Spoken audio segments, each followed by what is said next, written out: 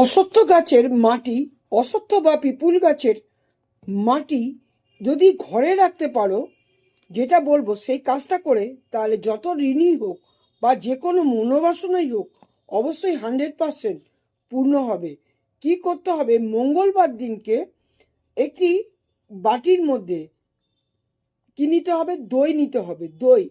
দই নিতে হবে, তার মধ্যে একটু মধু নিতে হবে এবং তার মধ্যে একটু হলুদ বা কেশর, হয় হলুদ নয় কেশর, কেশরের 2-3টি পাতা বা 1 চিমটে হলুদ ওর মধ্যে দিয়ে নাড়িয়ে ওই পিপুল গাছ বা অশ্বত্থ গাছের নিচে যেতে হবে বেলা 12টার মধ্যে। যে কি করতে হবে? ওখানে গিয়ে পিপুল গাছের শিকড় যে আছে, বড় বড় শিকড় বেরোয়, মাটি আছে, ওখানে বসে মনোবাসনা করতে হবে। যে মনে ঋণ ধার হয়ে রয়েছে, যে লোকের কাছে অপমানিত হচ্ছেন বা অন্য কোনো যা কারুর অন্য মনোবাসনা রয়েছে, তাহলে কি করবেন?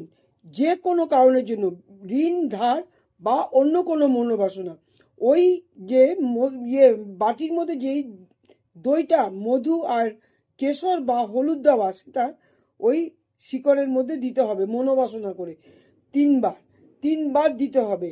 আর বলতে হবে, আমার যার যেই কাজ, সেটা হাত জোড় করে পিপুল মানে অশ্বত্থ গাছের নিচে বসে বলতে হবে, আমার যে মনোবাসনা বা মনোকামনা আছে সেটা যেন অবশ্যই পূর্ণ হয়।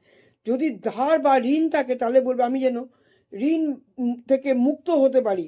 যদি অন্য কোনো মনোবাসনা থাকে, সেটা বলবে। এটা বলার পরে কি করবে? ওইখান থেকে ওই মাটির কিছুটা অংশ বাটি করে নিয়ে আসবে। নিয়ে এসে ওটা রোদে শুকিয়ে, হয় ঠাকুরের জায়গায় বা কোনো কৌটোতে ভরে বা কোনো কিছুতে ভরে আলমারিতে রেখে দিতে হবে। যেই মনোবাসনা থাকবে, কিছু দিনের মধ্যেই সেই মনোবাসনা পূর্ণ হবে।